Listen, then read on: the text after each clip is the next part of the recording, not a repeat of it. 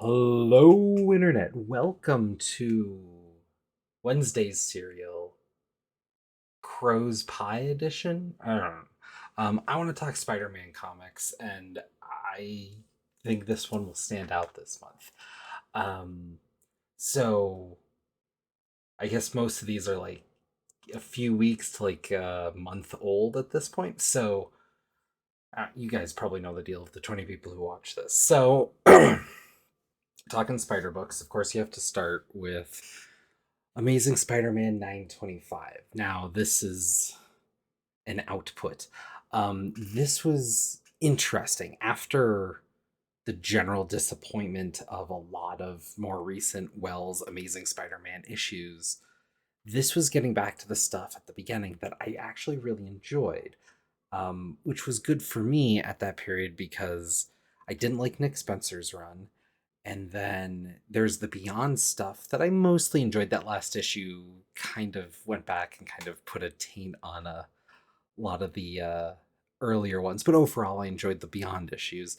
And then the start of Wells I enjoyed with the Tombstone stuff, the greater building or whatnot. I was neutral on, see where it's going, but I ended up not liking where that went. Nor did seemingly about anyone. Uh, And so here we get the wedding, and the wedding gets involved in this mob boss thing. It looks like Hammerhead tries to put out a hit on Tombstone. Spider Man's caught in the middle. There's some personal stuff, there's some weird quips. It actually really worked for me.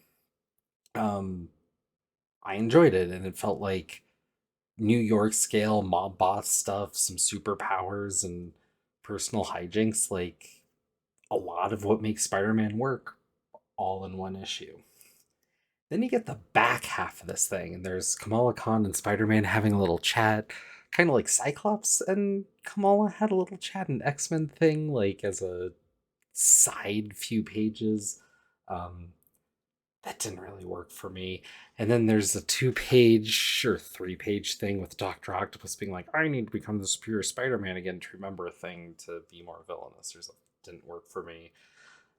A few pages of MJ and Felicia talking, which like could work, but it's so tied up in the Rabin stuff. I don't like that.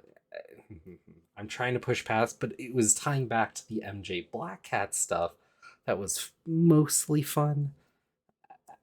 I don't know. Your personal preferences might waver.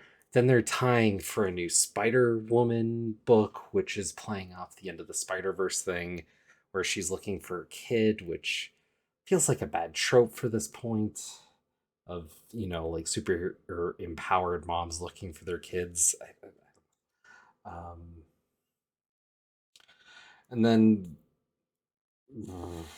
I don't know. There's a couple of I,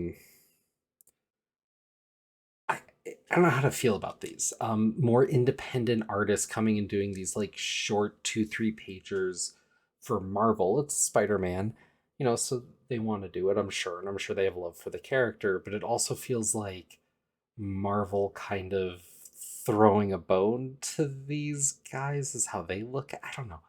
It feels a little condescending, but also like, these guys are getting their work out in Amazing Spider Man, so it's probably the biggest amount of eyes they're ever going to get on their work and probably give them an upshoot on their other work, which is probably a good thing overall. I just can't help feel a touch of cynicism about it anymore. Um, but fun little things in the back, and then a build to what's to come in the next issue, which is here.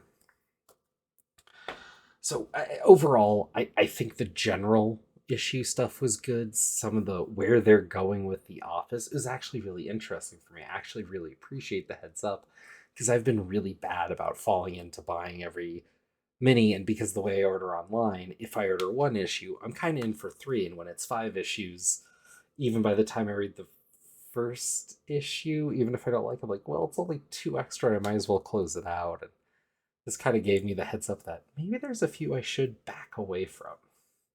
So I don't think that's working how they intended, but it worked out for me. Uh, Spider Man 32. This is weird.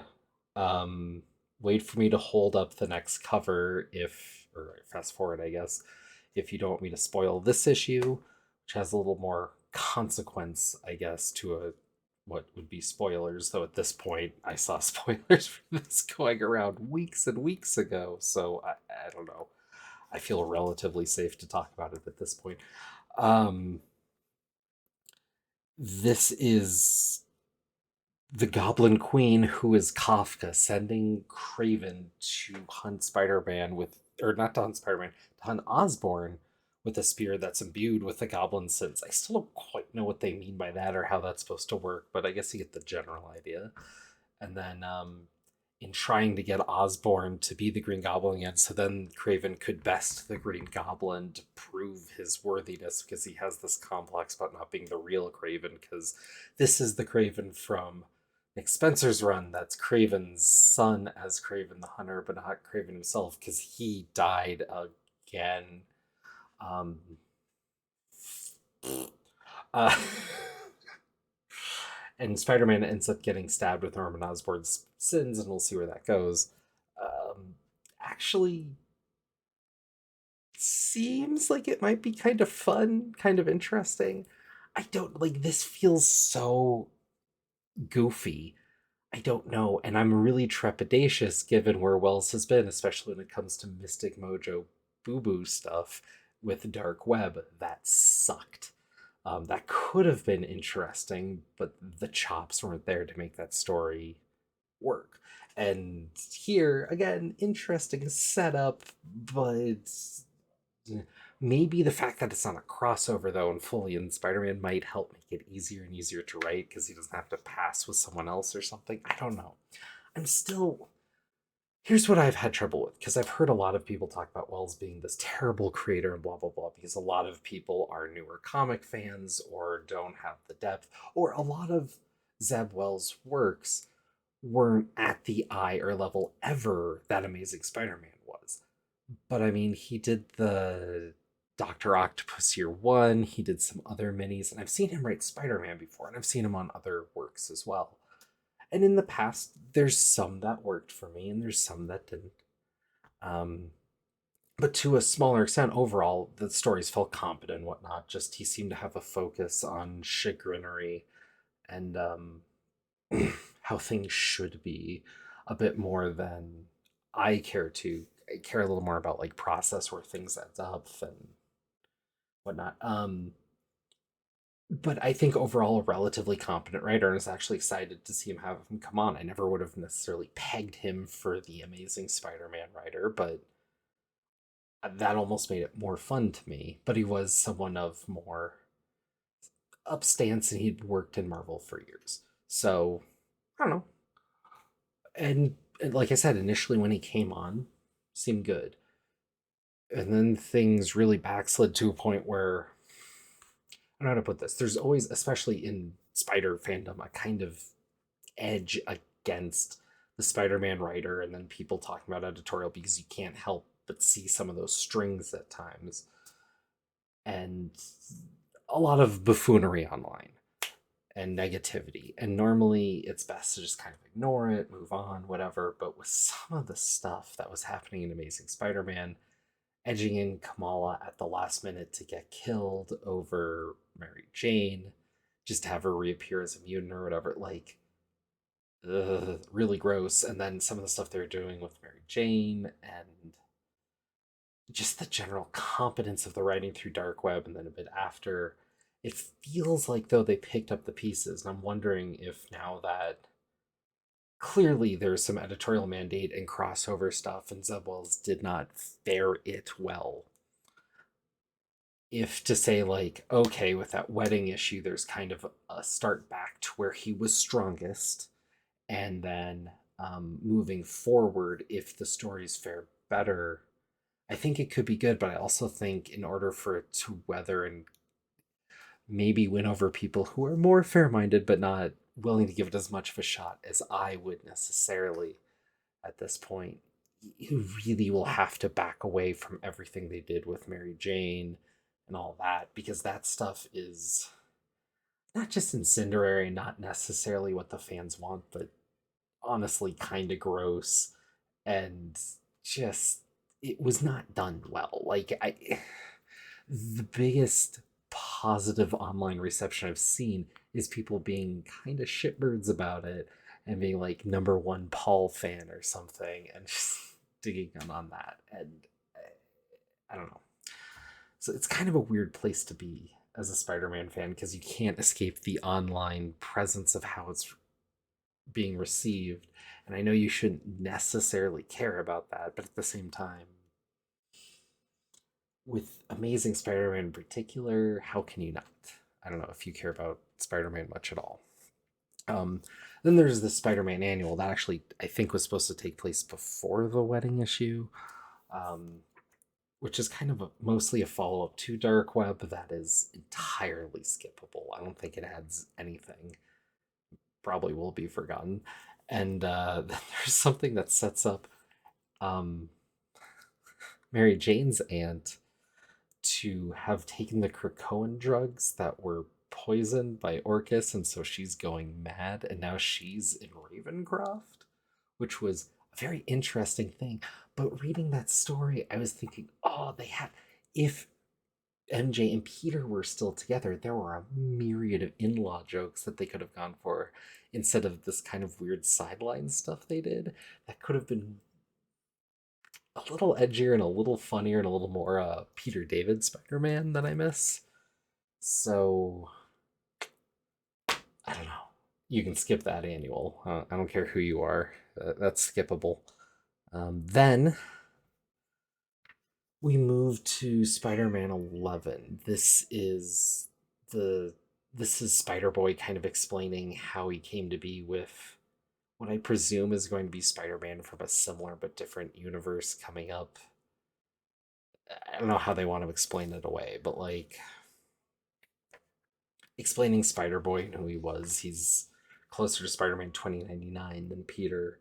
Apparently, his genes were spliced with a spider, and so he has similar but slightly different abilities, yada yada, but he's still like 10. Um, I don't know. This issue was okay, and I feel like this was a bit more of Slot coming back to just playing with a crazy idea, but you can't escape that this is like Alpha 2, and he's really going all in on it, and we just don't need to. And then we're giving up on this book, and then we're jumping back to Superior again. And why did they bring Dan Slott back? He had such a great long run and was already divisive enough as it is. I was a relatively big fan or even defender of that run. But since he's come back, it's been creatively bankrupt, just going back on ideas and ideas from his run prior. It's worse than, I mean, I wouldn't even say worse. It's not great. And unlike when they brought Claremont back to do X Men, Claremont moved forward. He brought back some of the stuff of X Men to kind of write it because he liked writing more humanistic or kind of smaller tales than some of the stuff that they were doing, especially at the time, the wake of the movie. But he had his ideas of what he wanted to do and move forward. Dan Slott is just trying to rewind the clock, it feels like, and it's just no need. Um, then there was the Spider Man annual written by someone else. It's part of this Contest of Chaos thing, which is an event that's tied through various annuals. And it's kind of framed as this superhero versus this superhero. And it's Spider Man versus Wolverine. Completely skippable, worthless, would not recommend. It's a bad Marvel event. Um, no one will talk about it a month from, well, 3 months from now because it has to wrap before people stop talking about it, I guess. But that's about it. Um, yeah. Then there's your B-listers. There's this Silk mini that's kind of going. It has this interesting idea of playing off of movie tropes and a different one for each issue and whatnot. This horror one grabbed me the least. I don't care about horror. It's an interesting idea for a mini. It's kind of fun, but it is also just kind of there, and not executed in a way that I think quite works. I think to make this idea sing, though, you need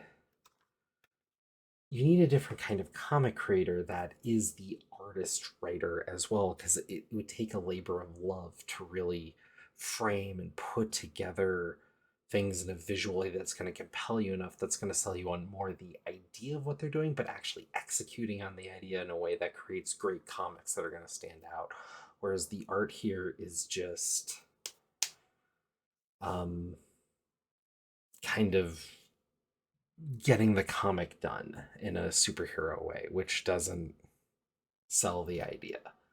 It's fine. I mean, I'm sure there's people who enjoy the comic and they have every right to. There's nothing wrong with it, but there's nothing exceptional about it either that is going to push the idea home, which is even harder now that you have so many great horror comics coming out from like Image or whoever else every other month that I don't know. Whereas in like the early 2000s, 90s, this idea might have carried more weight. And also, you probably would have artists that might have lit up a little more at the idea of doing something a little more out there at the time. Whereas now, this is a little more stock standard.